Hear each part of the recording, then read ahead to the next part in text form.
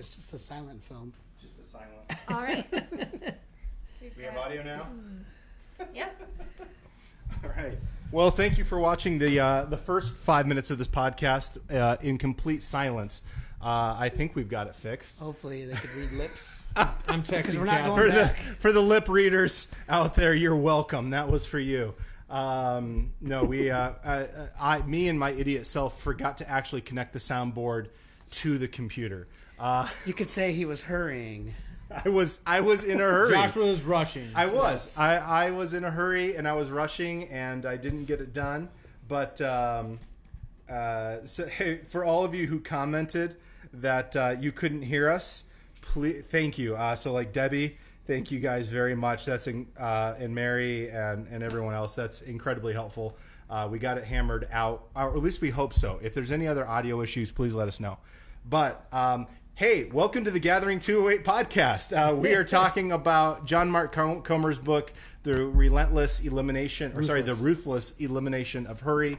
And it's a phenomenal book. We're not going to try to recreate, I suppose, the first part. It's okay. It's okay. It was just us warming up anyways. But so we're going to talk about part one of this book, which is all about the problem of hurry. Right, and he essentially goes into talking about hurry being the enemy of a deep spiritual life and the enemy of love. Right, like you can't connect to God in hurry, and you can't love others in hurry. It's the antithesis of love, right?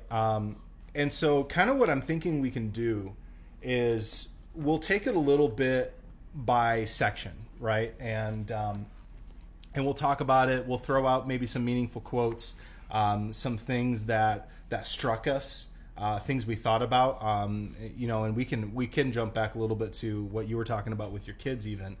But we want you to be part of the conversation as well. For all of you watching, if you've been reading the book, please join in on the conversation, join in the discussion. If you haven't been reading the book, but you think of some things or something hits you, let us know, and or let us know your own experiences with hurry and relationships and your spiritual life, and we'd love to have you part of that. So yeah, let's jump in.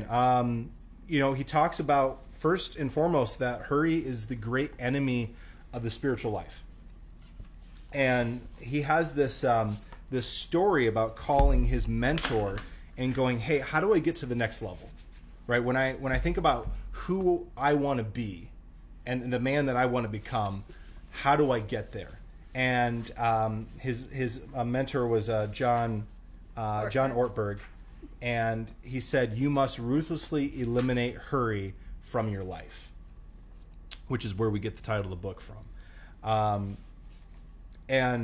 And then he talks about, or that was Dallas Willard. That was Dallas Sorry, Willard. not John Ortberg. John Ortberg was recreating a story or retelling him a story. Yeah, that's what it was. So I got my facts a little mixed. You're okay. Yeah. Same point. So he goes, okay, so what else, right? And then he goes, there's nothing else. Hurry is the great enemy of the spiritual life in our day. You must ruthlessly eliminate hurry from your life. And then it's like, man, what do you do with that? Like, and so he spends the next 50 pages or so just dissecting what the problem of hurry is. Mm-hmm. So let's talk a little bit about that, guys. When you and Erica, not just guys. I gotta say, you gotta let me talk about the first part because that's all I read. Because I've been a little busy. Yeah. No, I'm kidding. It's procrastination completely. But be sure to let me talk about the first part. Well, jump in. So why don't you take us off? Why don't you talk about a little bit about the beginning here? Well, one of the things that struck me right after that, my camera keeps flickering for some reason. It's good right now. Yeah, you're solid on the... All right. It says, hurry is the root problem underneath so many symptoms of toxicity in our world. And that resonates with, I think, anybody that, is a functioning adult. But particularly, parents, there's always things to rush your children to, one thing or another. So that's something tied into that conversation he had with Dallas Willard that resonated with me.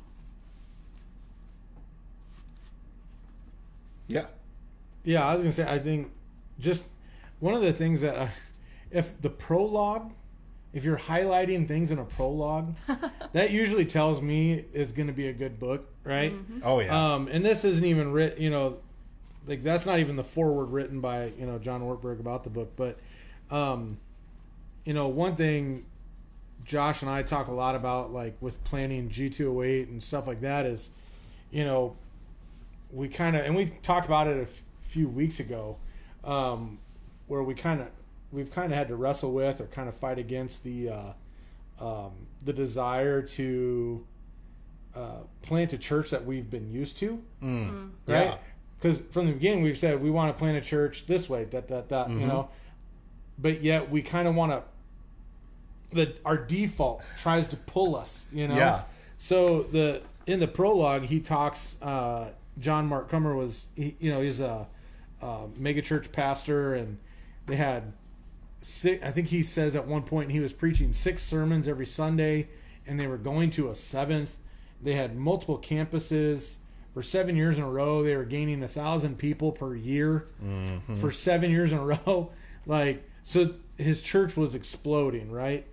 And he talks a little bit about his schedule, and what it was like. Monday morning, up early, hurry to get to the office, always in a hurry. Another day of meetings. I hate meetings, introverted and creative. And he goes on. And then he says, but some lessons are best learned the hard way. It turns out I don't actually want to be the CEO/executive director of a nonprofit /HR expert /strategy guru /leader of a leader of leaders, etc. I got into this thing to teach the way of Jesus, and he's wrestling with it, and he's like, is this the way of Jesus? He's looking at it, and then that kind of like springboards it. But when I texted you, I was just in the prologue, man. I'm like, man, this thing's already wrecking me, because that's where, I'm at. Like, I don't want to be those things either, but yet my default is to try to plant a church that I've always been used to, which is larger churches, So that's where, yeah, it was kind of, it was kind of at the beginning too, like Eric in this first part where, I was just like, oh man, like it was just hitting me hard, So he interlaces all these quotes, right, when he's talking about what hurry does to you. And because I was reading through that list of things, he's like, I don't want to be this pastor, and I was reading some of those going, I kind of want to be some of those things, right?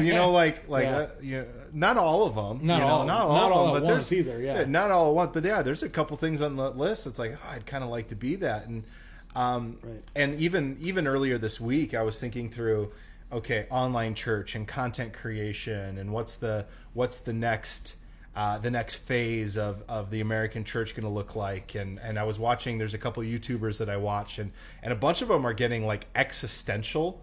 And this, he kind of brings this up, but there's this feedback loop of being a personality, right, online, and as creators, they're like, I don't know who I am, right, and they're like having these channel family meetings, right, where they're going, I think this is the direction forward, and all this kinds of stuff, but it just leans into this need to stay ahead of this curve, right? And to feel like you got to produce more, and then you get more people interact, so you got to produce more, or not enough people interact, so you got to change what you're doing. And I've been feeling that.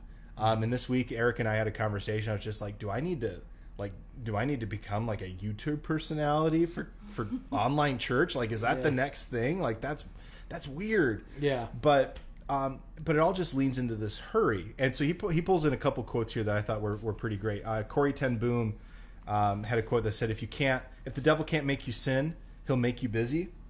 And he said the things about sin and busyness is they have the same effect, right? They both cut off your connection to God, to other people, and even to your own soul. And then they had this Carl Jung quote that hurry is not of the devil, hurry is the devil. Yeah. Mm-hmm. Which, by the way, not expecting that. Now you took it like mic drop. Like that was, you didn't hold back. Oh man. I love that. I know, it's like right there. Like there's no like we're not going to pull punches. No. Well, and like how many of us pride ourselves on being busy? He kind of talked about it here. How many times you're like, "Hey, Erica, how you doing? I'm busy." Mm-hmm. Which to us is like, oh, asked you. that means you're doing good things. You're busy. You're getting a lot done. If you're not busy, you're failing. Right? Yeah, exactly. Yeah. That is the and he says it in here too, just culturally, leisure is not a marker of success anymore. Busyness is a marker of success. And if you're not busy, you're failing, right? You're not putting in enough effort somewhere. Yeah.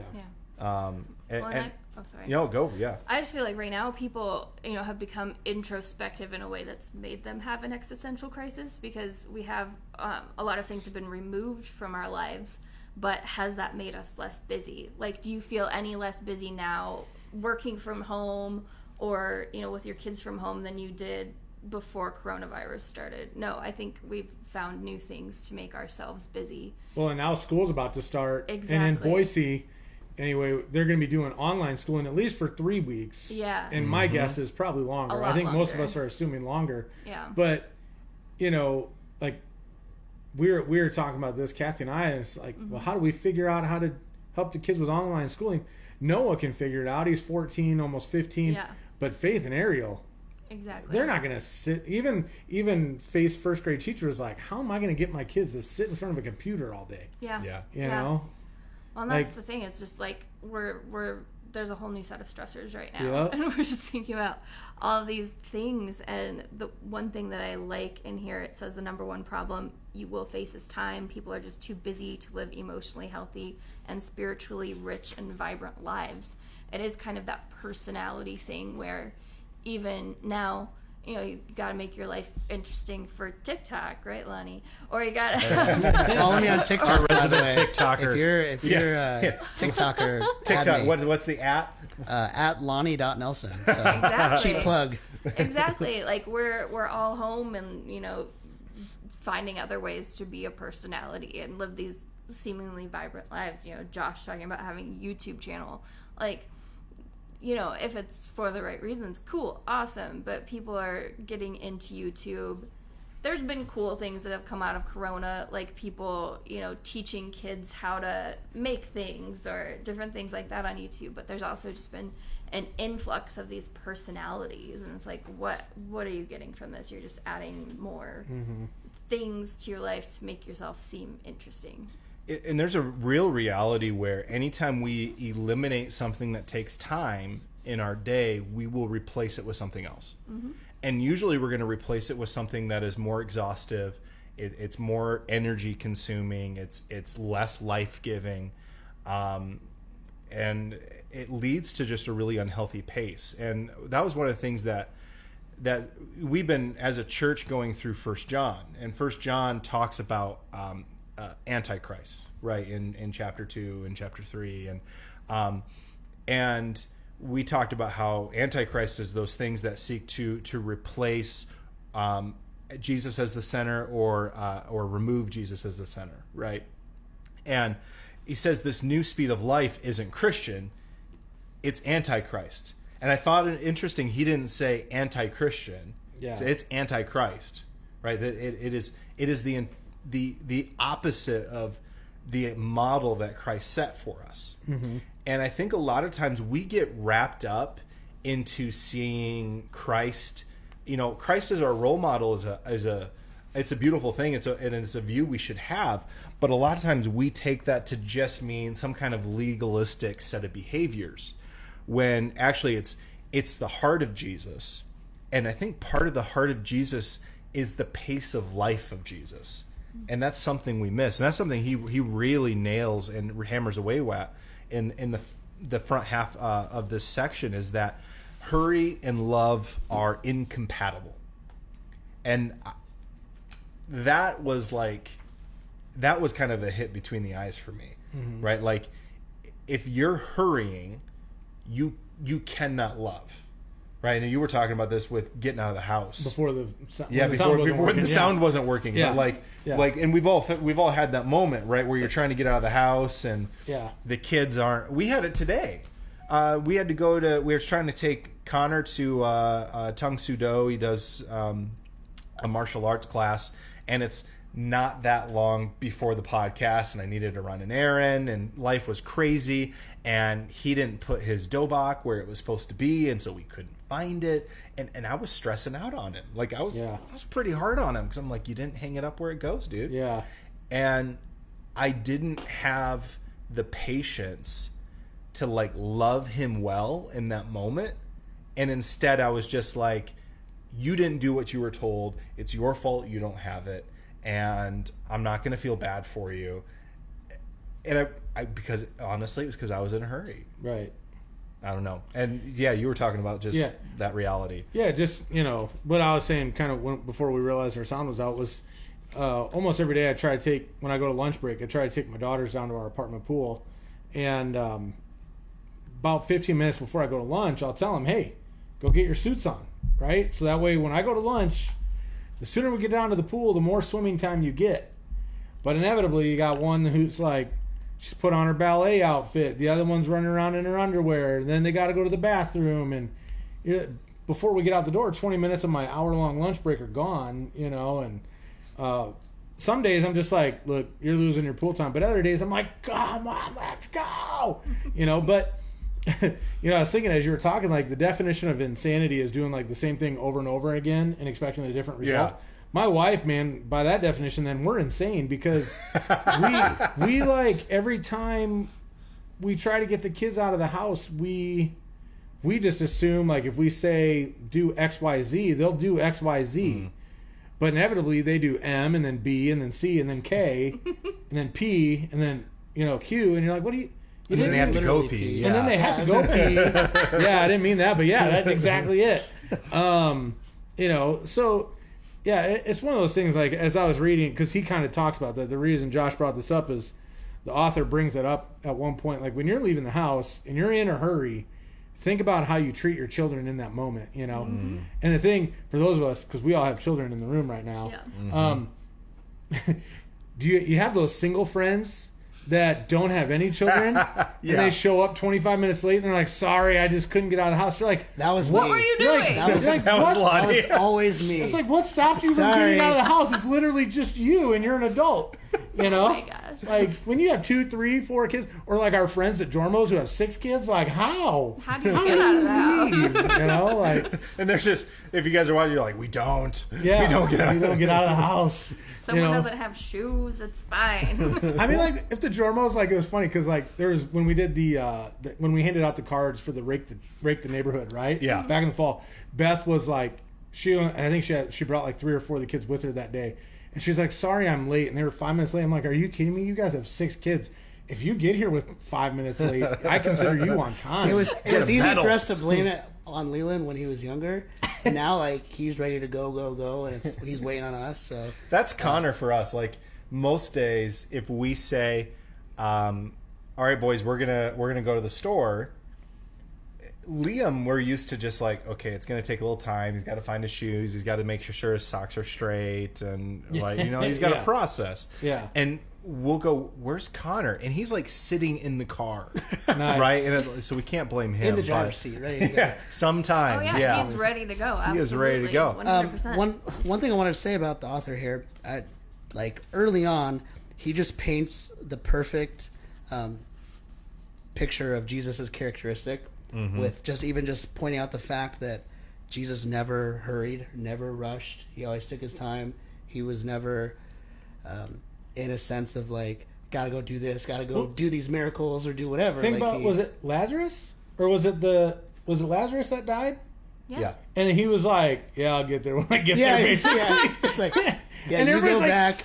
I think it was Mary who was like, man, if you would have been here, bro, this wouldn't have happened. And then, and that's 2 lessons, because it. he's also like, I'll get to it, but also my time, like, I know what I'm doing, so have faith. But yeah, I was like, just whatever. That was the Kellen Hackett version, by the way. The KHV. When you get here, if you would have got here when I get there. Yeah.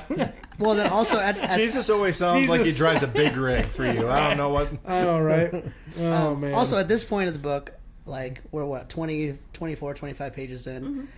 He just basically said that everything that I do in my life is the devil. So I'm already thinking in my head when I'm reading it, like, okay, I need to get to section 2 so I can figure out how to fix this. But on page 24, he lays it out, because he's talking about how, what was the 3 things? Love, joy, and peace. Yeah. Right, and they're an overall condition of the heart. and all three are incompatible with Hurry. Right. And then he gives a clear example of the secret to happiness is simple: presence in the moment. Yes. The more present we are to the now, the more joy we tap into. And I think of that picture.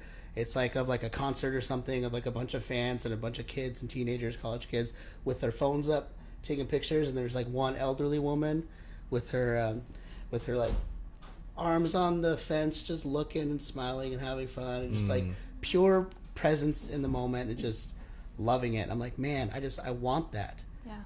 Yeah, Well, I want and it that takes so a bad. very intentional effort. Like even when we were with our family in Georgia, we were, at this beautiful beach. We're in Savannah, Georgia, gorgeous place we've never seen before. And to make that conscious effort to put your phone away and not take pictures of everything and just enjoy, sweat, but also enjoy what you're doing.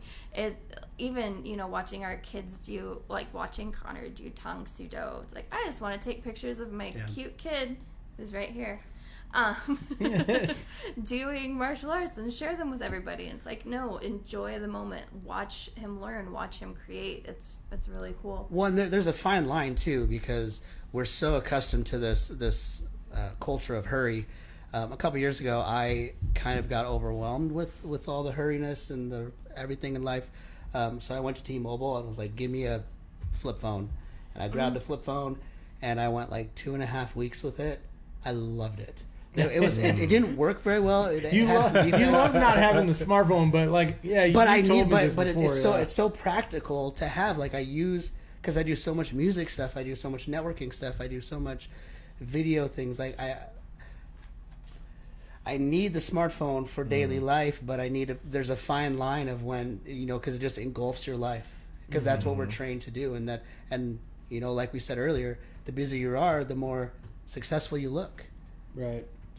Yeah, and I don't know. I mean, Kellen, I don't know if you've had this moment.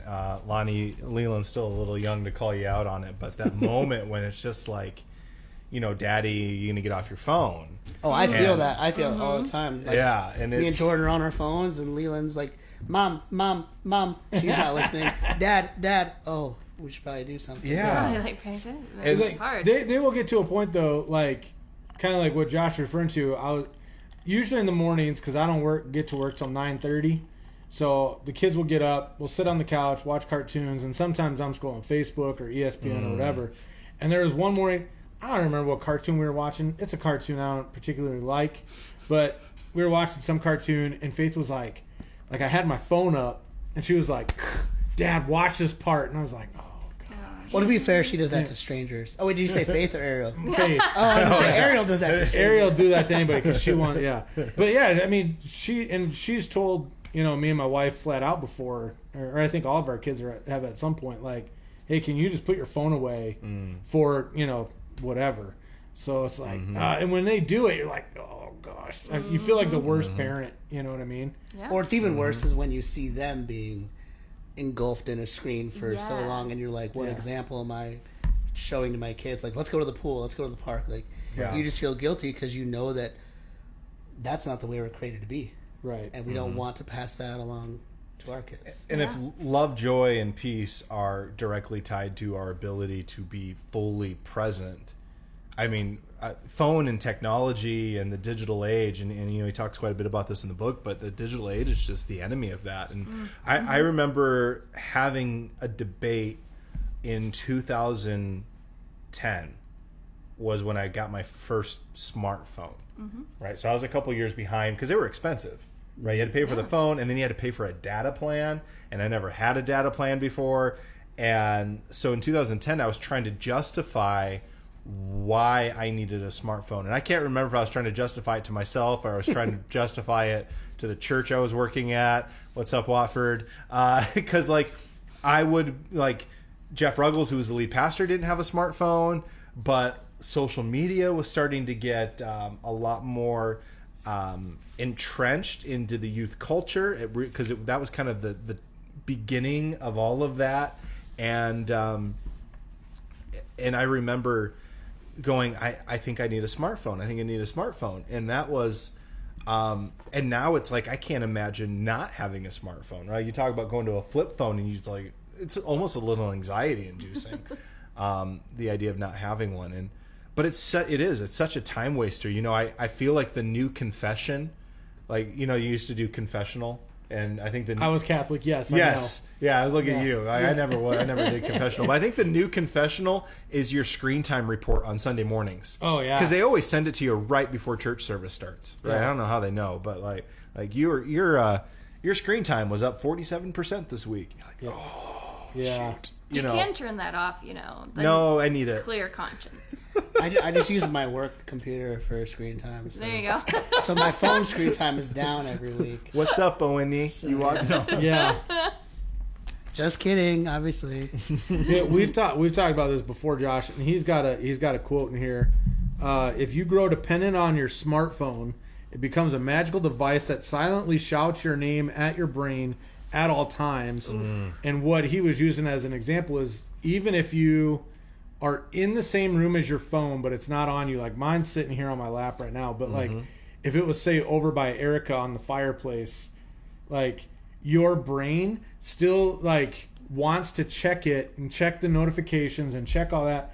And you've mentioned this before. They've done, I think, studies where like even if your phone isn't in your pocket, you'll feel your leg vibrate. It happened twice to me today. Yeah, you'll feel it's happened to me. You'll feel your leg vibrate, and it's similar to the sensation that somebody who's been amputated. Yeah, it's Same like as phantom limb. Almost like phantom limb. Yeah. Phantom limb. That's I couldn't think of the phrase. Thank you. Because the nerve endings are firing even though there's no stimulus. Right. And it means your brain is hardwiring itself for that. You gotta change what pocket you put your phone. I don't even have mine on vibrate though. Mine is always on silent. Always on silent. But I will still feel the vibration. Like, why does Kellen always miss the text messages? Yeah. Oh, because his phone's Why does he on not silent. answer his phone? Well, that's why. I'm really bad at answering my phone. But yeah, I don't even have it on vibrate. But I felt the vibration. And I'm like, why am I feeling the vibration? I'm like, I don't even have a phone that vibrates. But it's just because your brain is like, hey, check your phone. Check your phone. Well, even when I had the flip phone, it took at least, like, I think it was 12 days for me to stop reaching in my pocket to check Facebook, even though I couldn't. I couldn't. No social media at all. And like you said, because it says screaming your name at all times. I knew that if I just popped the SIM card out, put it in my iPhone, and go back to normal. It was like the hardest thing to just not do that. But still, I would reach in my phone, pull it out, and I would go through my contacts because I would need something to do. You need to scroll through something. Well, it's like that meme, right? Sad. Where it's like a stick figure and he's sitting on a toilet and it's like what we read 20 years ago. Shampoo bottle. And it's like a shampoo bottle or like a Glade. You count the tiles on the floor. Now we're on our phone, So. Oh man, I haven't counted the tiles in the bathroom in a long time. I used to have it memorized how many tiles were in the ceiling in our old apartment, and we need to go back to those days. You need to go back. Well, I remember why, because I have screen time limits on at night on my phone, and you get really good at just like sitting there and checking the weather, right? Because I think I have weather unlocked. Oh. Right, or like I have the Lyft app unlocked, so I'll go like, okay, where are all the Lyft drivers at today? Just like something to look at. But he talks, in the book, he talks about how in the digital age, which started in 2007, is kind of his date, because that was the Facebook. Yeah, Facebook went public. iPhone came out. Didn't Twitter go public? Twitter came out. The cloud and the App Store both came out, and so like 2007 is the start of the digital age, and how at the very least our relationship with our phone is a compulsion, and for most of us it's an addiction. And I was thinking about. I think for all of us it's an addiction. I think probably. It's safe to say that. We use my phone as one of our cameras for this, and I'm like, where's my phone? And like I'm looking at it. It's on a tripod over there. It's looking at Lonnie. But you're jealous because it's looking at Lonnie. Looking at Lonnie, man. No, we have a front door camera at our house. Yeah. Right? And it's just a cheap front door camera. It freaks Noah out. Watches your dog, yeah. But it sends me a notification whenever it senses someone coming up to the door. And so every time I leave the house, it sends my phone a notification that someone has walked by the door. I will walk out of the house and I will know It's that you. that notification is just my phone telling me that the door was opened. Yeah. And I will still check it. Because if I don't, it's like an itch, right? It bugs me. I'll be driving down the road just like, don't look at it. I know what it is. Yeah. But I can't help it. No. The ironic thing is, I texted all y'all to come over to the hot tub in the pool last night. I know. And I didn't y'all get a saw it. message. I missed I it. thought I responded. I didn't have. Oh, I, no, didn't, Like an hour later. I was trying to sorry. be present. I didn't have my phone on me. I was Yeah, hanging out yeah. with my kids. I was super busy. Just to be fair. Well, what's crazy, like a random thought, because he was saying, I mean, it's like everything with good intentions that's created with good intentions has the power to become corrupt by the devil. And like he says, the Senate subcommittee in 1967 was told that by 1985, the average American would work only 22 hours a week for 27 weeks a year. And that they were predicting that for 1985, and now we're working. I think you said an Almost extra double. 4 weeks Yeah. a year. Yeah. Yeah. So I it's mean, the like- standard work week is 40 hours, and like a lot of salary positions and a lot of people tend to work closer to 50, 60 hours a week. And that's with technology. It's doing the exact opposite of what it was initially intended for. you know, and I there is a mental block for me. Like if I were to work less than 45 hours a week, I'd or feel something, guilty. I would feel guilty, right? I would feel awful about myself, and that is telling. One of the things I found really interesting in there was this whole conversation about how we have created time-saving and labor-saving devices, right? Like, you don't have to... I as a kid, I remember we would go out into the woods and we would spend all summer chopping down trees, right? Going out, cutting up wood, bringing it back, and then us boys would split and stack the wood all summer long, because then in the winter, that's how we would heat the house, right? And we... Now I think you go, okay, we have central forced air heat in this house, and so if I'm cold, I just go and turn the thermostat up, button, yeah. right? I don't have to build a fire. I don't have to wake up at 4 o'clock in the morning and stoke it. I don't have to keep it fed throughout the day. I don't have to spend my summers splitting and stacking wood. So you go, okay, all of a sudden that's created a bunch of time, but we fill that time up with all kinds of other things. Scrolling YouTube and Facebook. I miss splitting firewood, Yeah. because there is something about going out and just having some physical exertion and doing a repetitious and somewhat mindless task over and over and over again that allows the rest of your brain to contemplate things, right? And so, when we talk about contemplation and meditation, I think the next section is going to talk about spiritual disciplines. Mm-hmm. But we think that means you got to sit in a room and like stare at a candle or something and pray and have, but I remember the amount of thoughts, the deep thoughts I would have about life and faith and all those kinds of things, just splitting wood. Yeah, I was going to say, to kind of tie in the discussion on like the smartphones and technology into, the spiritual discipline aspect. He talks about how what's happened to our attention span, it's actually shrunk. I mean, it was our attention span before wasn't long. It was like 12 or 13 seconds, Yeah. I think he says. But it's now down to the point where we have a shorter attention span than a goldfish. Yeah, well, ours is 8 and a goldfish is 9. or Nine, something. yeah. So when you think about that in the context of praying, meditating on the word, even just reading scripture, you read like 2 verses and your mind is already off onto something else because you couldn't read more than 2 verses with your Well, attention. even an exact example of that, because I'm watching the live feed of this podcast and I'm seeing people jump on and jump off within 10 seconds. That could just be we're truly uninteresting, though. It could be, but you said this the other day. You truly have to get someone's attention. It's the within 3-second rule. 3 seconds. 3 seconds. Yeah. 3 Yeah. seconds. I mean that's the analytics that they have, that Facebook gives you. We're becoming so dumb. It's driving me nuts. It's really bad. It's really bad. Yeah, well, and that's one of the things he talks about with the lack of attention and the need for distraction and the technology and digital age revolution is that it's lowering our IQs.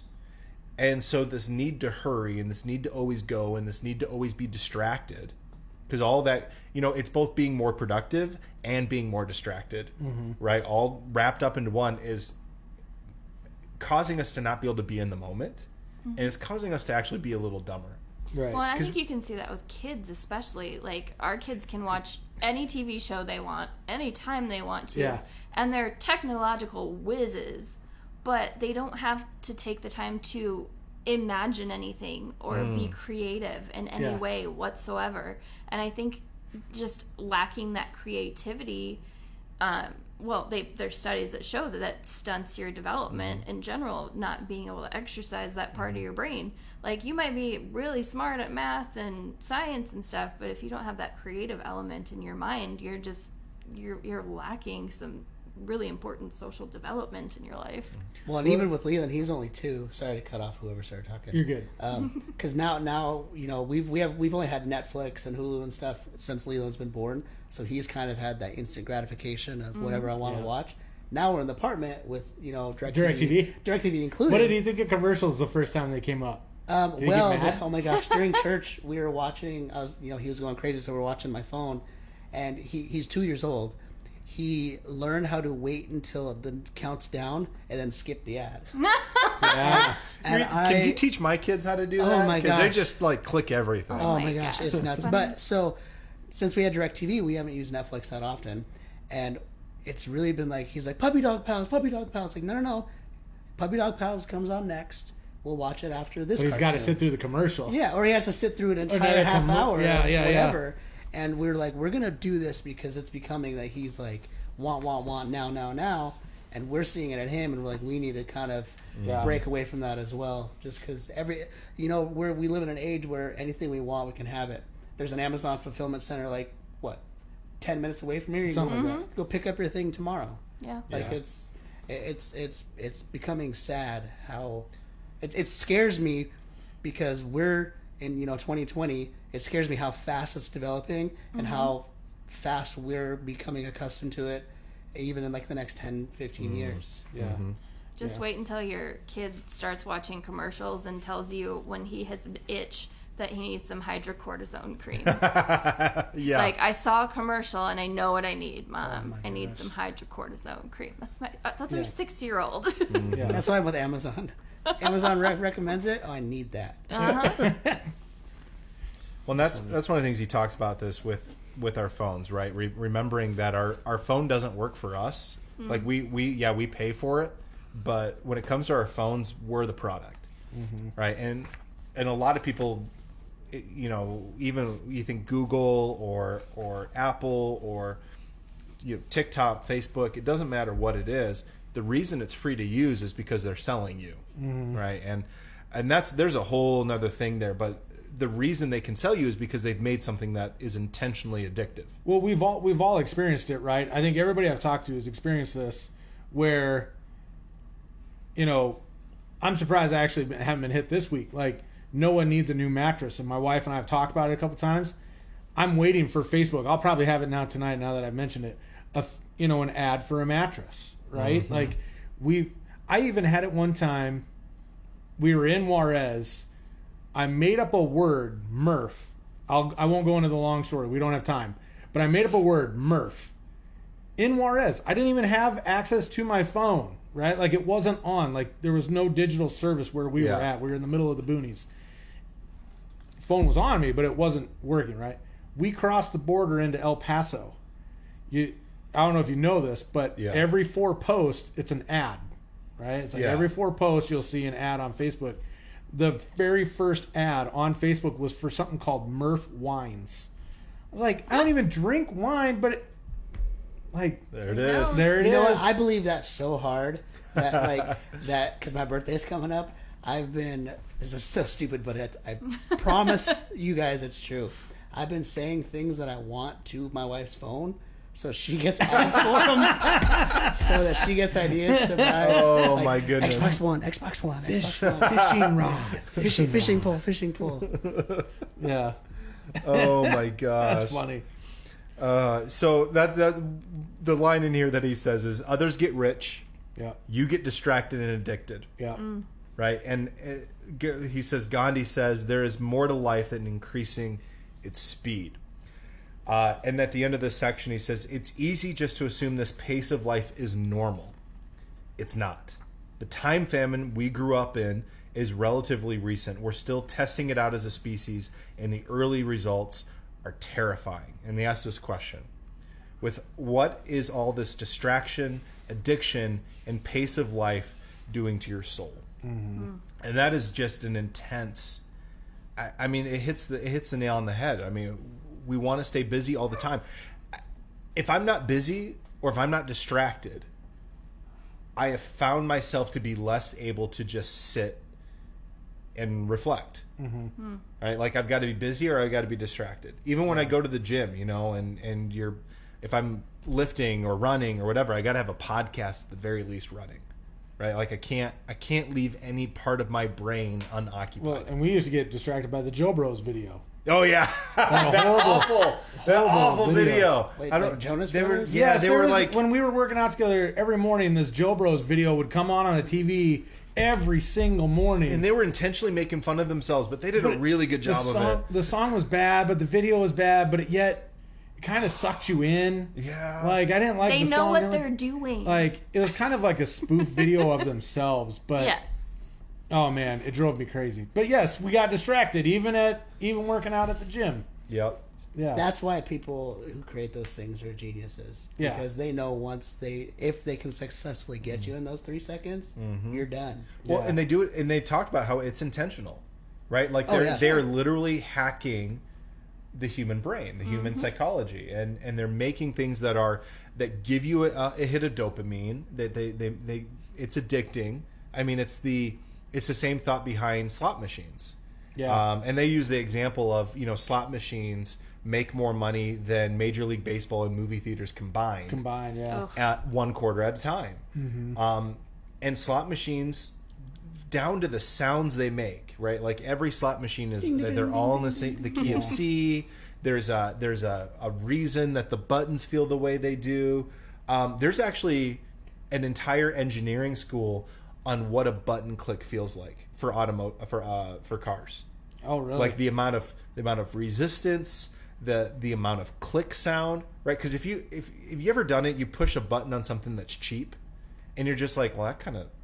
I was like, yeah, no, it feels crappy. It's just like, oh, I didn't like that. I right? judge my phone on how, like, the power button feels. Yeah, like, they have to. Oh, it feels loose, or it feels like it's already pushed in a little bit. Like, it ruins my day. Yeah. Right? So people are intentionally messing with our psychology all the time to keep us engaged with what they want us to focus on. Well, if you hear that like, if somebody opens a can of Coke, oh, and you hear that noise, and then you hear the fizz, what do you want? Yeah. You suddenly want a can of Coke. Yeah, well, they've been doing that in movie theaters for decades, right? The sound of popcorn popping, the sound of a Coke being opened and poured, and just that. Oh, now see, and now I got. So now you got your Diet Coke. I gotta drink my Diet Coke now. But Off even, topic, like, I miss spending like almost $100, you know, on popcorn and a drink when you go to movies. Man. So I know that was Movies. such an important part of my life. But even like the shoes that I'm wearing right now, they're like the original Air Jordans, right? Like when he was like young, right? Yeah. I wanted them when I was younger. My mom couldn't afford them, and out of nowhere, Facebook, because I was watching The Last Dance, so it probably heard Jordan's name a million times over on TV, but all of a sudden the ad pops up for the shoes, and they were on sale for like $80. I was like, wow. And they're all black, and they're kind of shiny, and first time I was like, no, Kathy'd be mad, right? And then the second time I saw the ad, I'm like, no, Kathy's gonna be mad.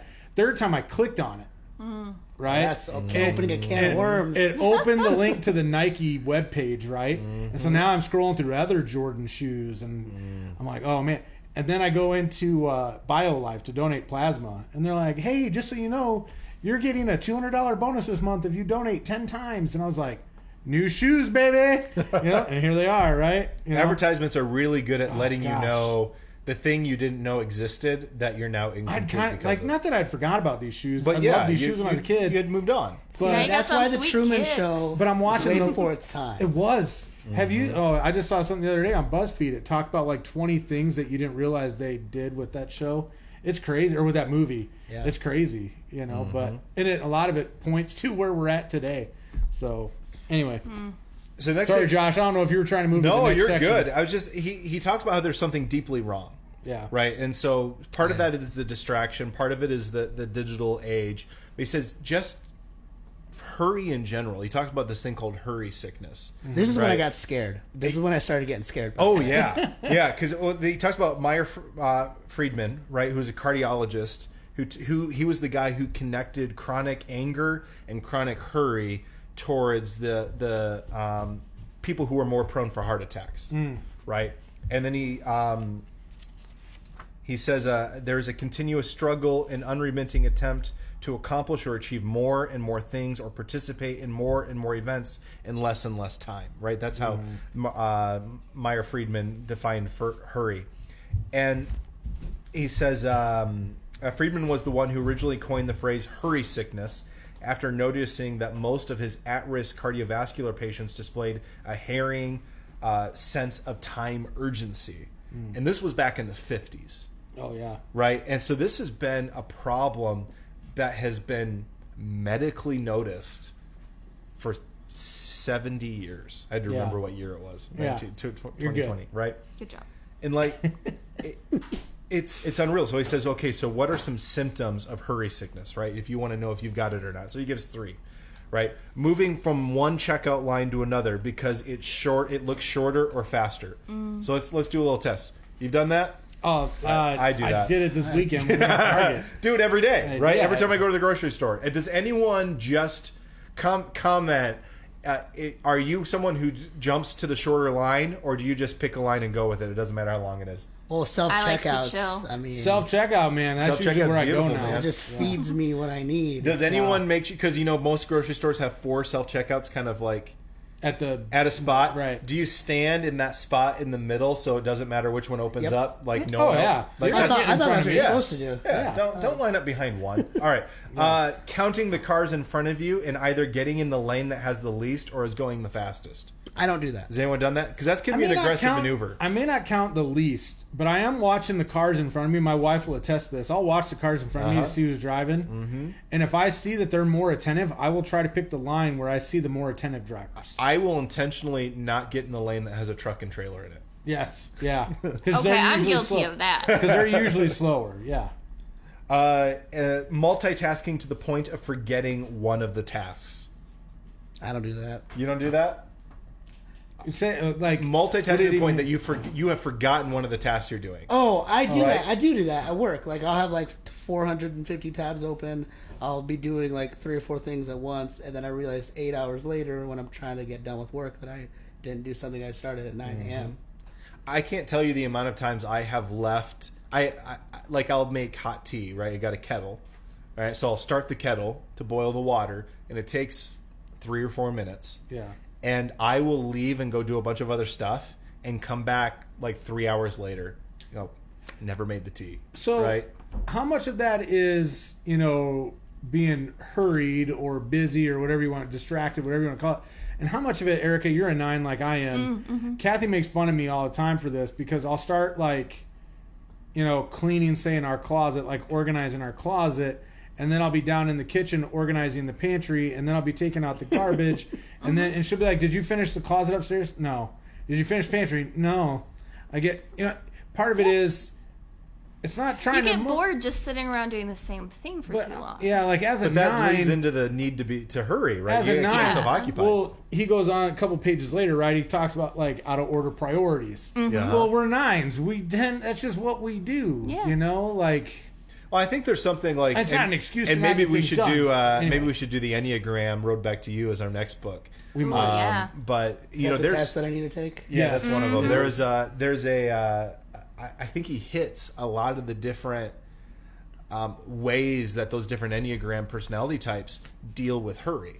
Oh, Right? yeah. Like he kind of nails it on the head. You're like, well, that's just how I'm wired. Well, it's still hurry. Yeah. right? You're wired like that because that's your soul the- is sick. That's the culture, yeah. Yeah. Because Well, and see, I think like for us, we aren't necessarily in a hurry to get any one thing done. We're just in a kind of a constant state of this needs to get done, this needs to get done, Yeah. this needs to get done. So it is a sense of hurry, but it's not focused.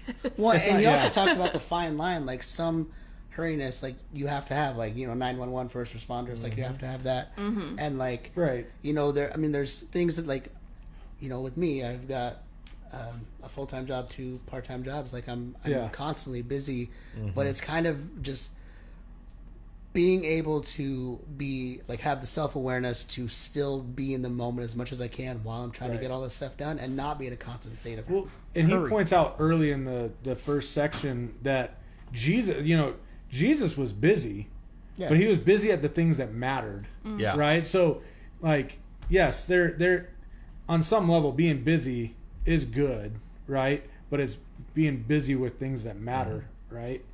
So, well, he says, he's pretty sure we all have hurry sickness, and then this was striking. Hurry is a form of violence on the soul. Yeah, I don't know if you guys picked that up. I picked it up, but man, that is right. And so he does a self inventory, right? He's like, if you don't believe me, here's a self inventory. He's got 10 symptoms of hurry sickness. And so you can check if the symptoms ring true for you. And so I'm going to hit them real quick, right? And then we're going to score each other, or score yourself on how many out of 10, right? 8 out of 10, 9 out of 10. If you're 1 out of 10, I guess, if you're Jesus, I don't know. But and you can comment on what your score is in the section if you want. You can just give us a ranking, but we'll go through this. Irritability, right? You get mad, frustrated, or just annoyed way too easily. Like, look how you treat those who are closest to you. Spouse, children, roommate. Yep. Hypersensitivity. All it takes is a minor comment to hurt your feelings. Right? You just can't seem to roll with the punches. And he goes in a lot more detail on each of these. Yeah. Restlessness, right? You can't relax. You can't slow down. You have quiet time with God, but you can't focus. You try to read scripture, but you get bored. If you're trying to do one thing at a time, you get anxious, right? You watch TV while you check your phone and you fold laundry. Workaholism, right? You cannot stop. It's all about accomplishment and accumulation, right? And so then you have sunset fatigue, where it gets to the end of the day and you've got nothing left in the tank, and you get grouchy, you get overtired, right? It's not pretty. Emotional numbness. You don't have the capacity to feel another's pain, right? Empathy is not is a rare feeling for you. You look at Beirut and you're just like, eh. Yeah. Oh. It's 8. It's 8 o'clock. Our lights dim at 8 o'clock. Oh. Sorry. I was like, what just happened to the lights in here? Out of order priorities. Feeling disconnected from your identity and calling. Your life is reactive and not proactive. The tyranny of the urgent, right? Lack of care for your body. You don't sleep well. You don't exercise. You don't eat healthy. You don't regulate the amount of stimulants you take in, right? Caffeine, sugar, processed carbs, alcohol. Escapist behavior, overeating, overdrinking, binge watching Netflix, browsing social media, surfing the web, looking at porn. You get into these negative feedback loops of socially acceptable addictions. Slippage of spiritual disciplines. When you get overbusy, the things that are truly life-giving to your soul are the first things to go rather than the first things you go to, right? So we don't make the energy to spend time in Scripture or to spend time in prayer. And the last one is isolation, right? You feel disconnected from God, others, and from your own soul. And so you're so stressed and distracted that your mind can't settle down long enough to enjoy the Father's company or the company with other people, right? And so he's got these things here, and I don't know about you guys, but I think I'm an 8. Yeah, I think I'm an 8 as well. There are days that I'm probably all 10. There was probably a time when I was probably all 10. Mm-hmm. But like when I'm doing well, I think I'm like a 6 or a 7 at the least. When you're well? When I'm well. Yeah, I'm looking at these things. Okay, maybe less. I would have figured less. That's because I hide it well. I don't know. Well, then you're not well. Yeah, I know. No, so I'm looking at this. I agree. I think no, I'm like when I'm like best. at my best. Yeah. I shouldn't say when I'm well. Like when I'm at my best. I think I probably still have. That's what I think. Maybe I'm 6. maybe 5 or 6 of these at least in my life. Like I'm never not maybe lacking. not constantly, but they're still there in my life. What do you feel, Kellen? I was thinking I'm at 6 now, but you know, I've talked with Josh, you know, because we meet weekly. Yeah, you know, especially like recently, like this last month, you know, I felt like overwhelmed, stressed, had some anxiety. Like the week you guys were gone on vacation, or about that 10 days you guys were on vacation, man, now I don't want you guys to feel guilty. You need your vacations. I don't know if it was like coincidence or if it was knowing that I had certain things because you guys were going to be gone on that Sunday and the podcast. And, you know, I felt some anxiety that week. You know, I felt overwhelmed, right? Still take your vacations. Don't let that stop you. Oh, you're not stopping. Because there's other factors, right? But yeah, this last month, and part of it was the looming decision of the school, like like we talked about earlier, and what's going to go on with our kids in the school year, you know, and stuff like that. So yeah, I mean, I'm probably 6 or 7 right now. I would say, though, I would probably disagree with you. Now, I can't say for you, I guess. I can't speak for you. You know, maybe I don't know. Because part of it is, like, for example, like, escapist behaviors, right? Like, there's times when my wife and I, like, now it's been a while, because we try to get the kids down to the pool in the summer, but we like to sit and binge watch Netflix on, some evenings. Now, that doesn't mean, when I'm saying binge, I'm not saying we're sitting on the couch for 9 hours to watch, Friends or whatever. But so I don't know. I would have to pick this apart more, I think.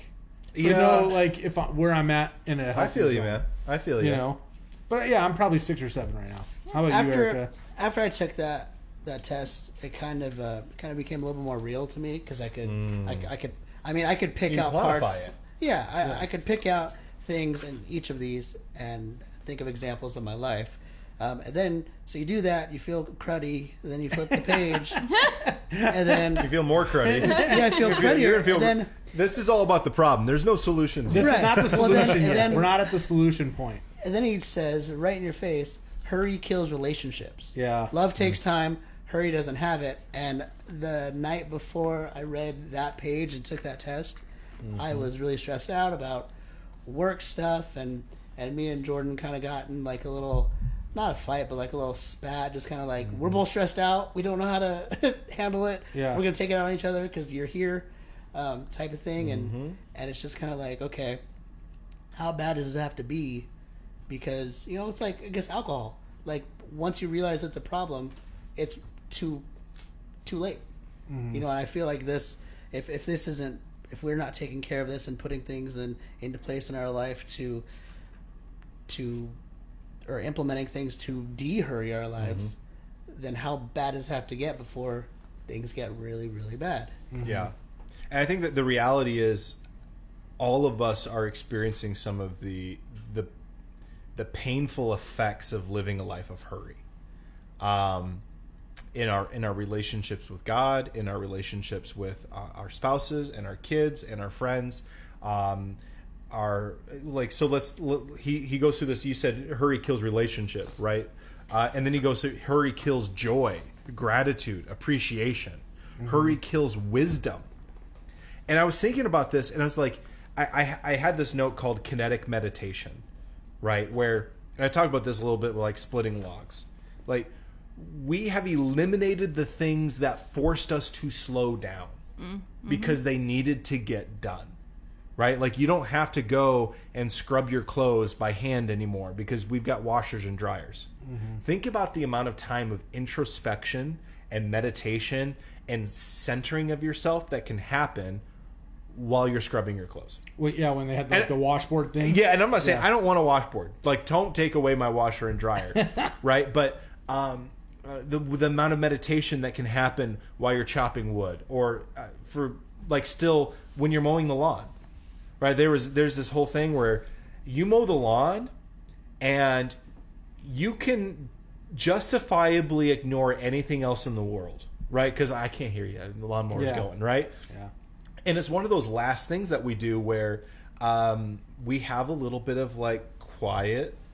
It's not quiet, but like introspection, right? My wife actually was like, I think I'm going to mow the lawn. It's been a long time since I've mowed the lawn. And I'm like, but I mow the lawn. Like, literally, it is exactly for that reason, because there hasn't been an escape lately. And I just want to turn on the Hamilton soundtrack and mow my lawn and not have anybody bothering me. And now they have lawnmowers that are kind of like Roombas. I right? know. I know. Now that's going away. You know, they have things that'll vacuum your floor and things that'll mow your yard for you. Well, it's like even, with like computers and stuff, when I'm thinking about the development of technology, we went from typewriters to computers to printers. Mm-hmm. So instead of sitting there and typing it up, it takes a long time. You can just copy paste it, print it, and then you have all that extra time. But same thing with money. You get $300 or $400 extra.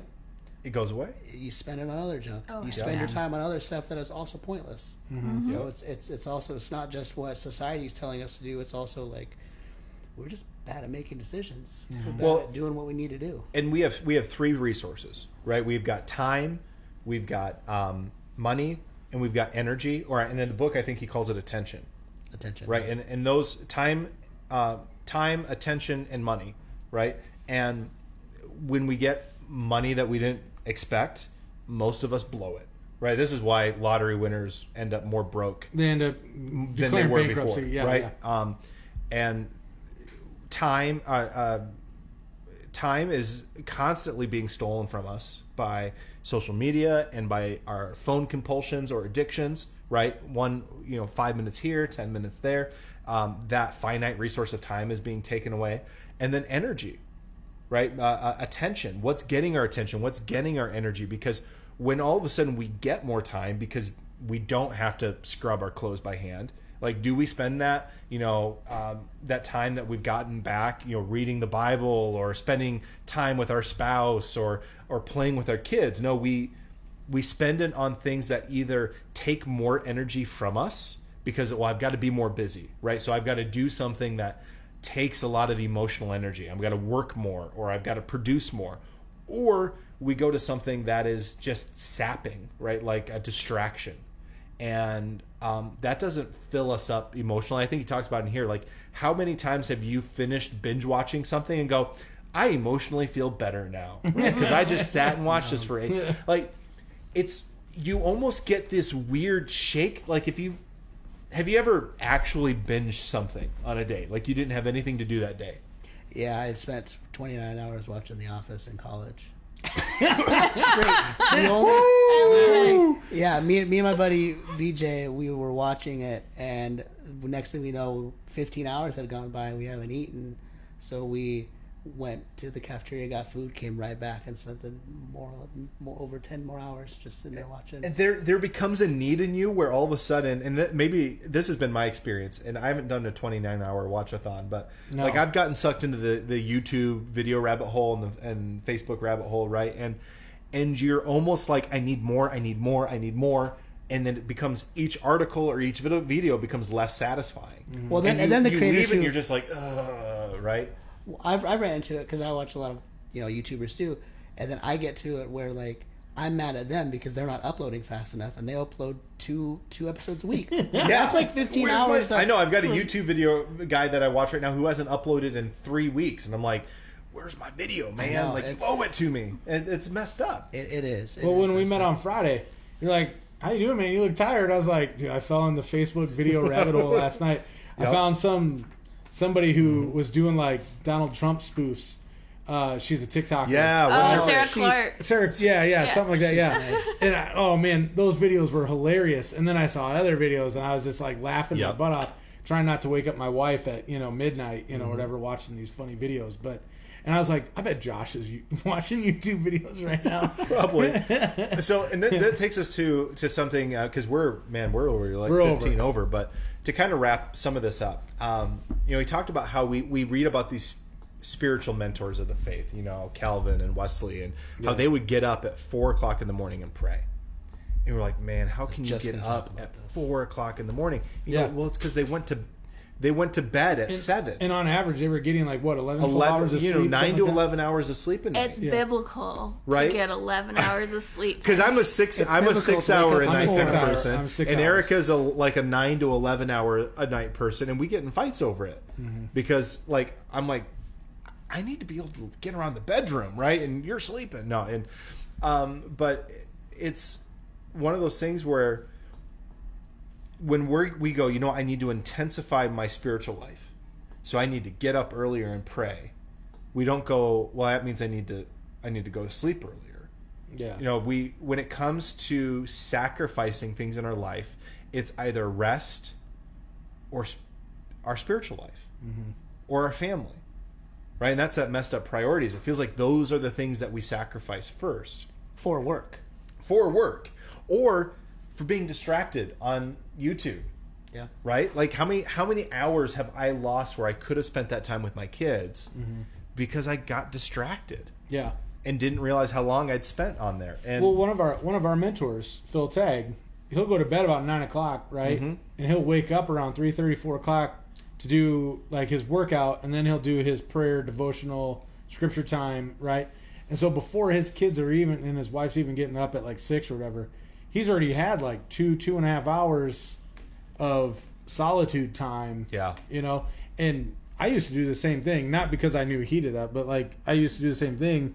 So when I was in the best shape of my life, physically, but also when my faith was probably at its strongest, growing at its fastest, was I would get up at 4, I would pray, I would meditate, I would read scripture, I'd go to the gym at 5, come home at 6, and my wife would just be getting up for the day at the time. And, now I'm like, my wife's like, babe, I gotta, because she works in our bedroom. She's got her office set up in there.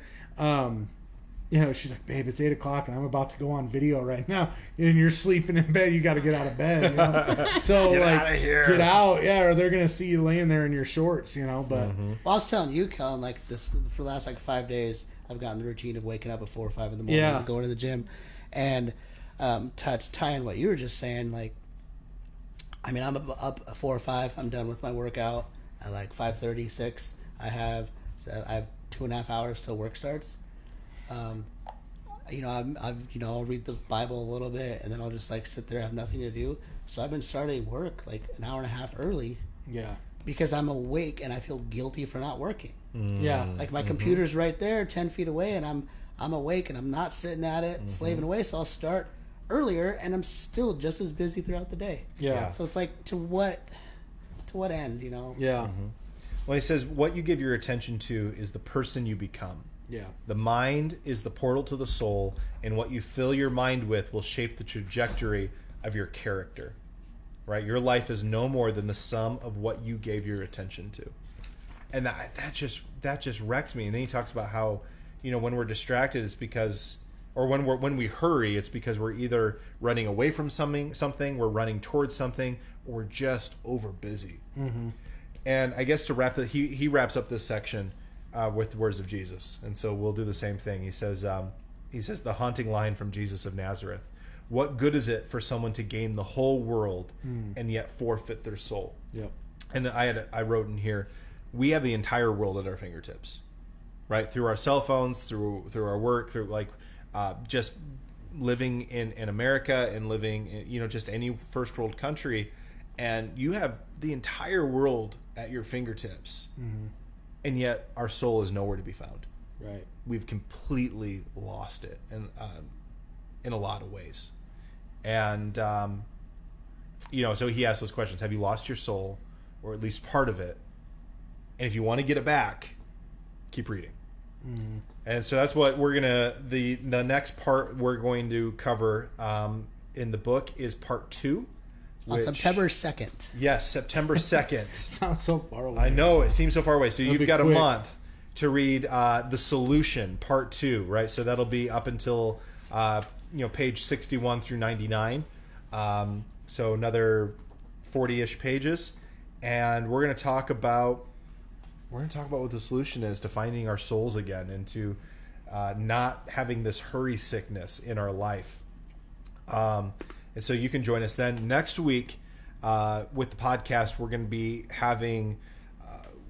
talking with our digital ministry director, Celine Olson, and they're going to have a conversation with Erica, my wife Erica, and then Kathy Hackett as well.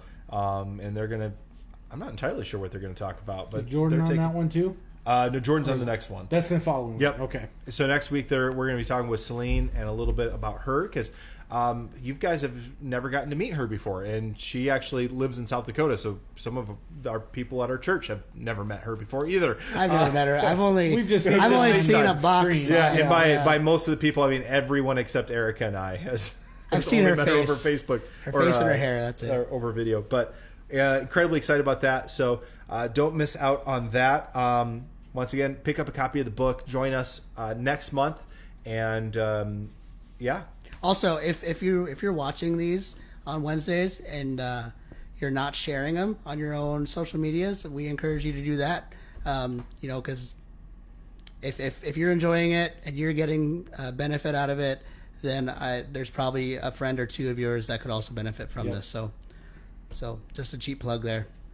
I like it. We've got a plug man now. We gotta have Lonnie in just to drop plugs. Oh man! Hey, thanks everyone for joining us. We'll see you next week, and hopefully maybe we'll see you Sunday as well. We have a live stream of our service at about 6:20 ish is when the preaching starts. But I hope you guys have a great week, and we'll see you next time. Bye. See you, everybody.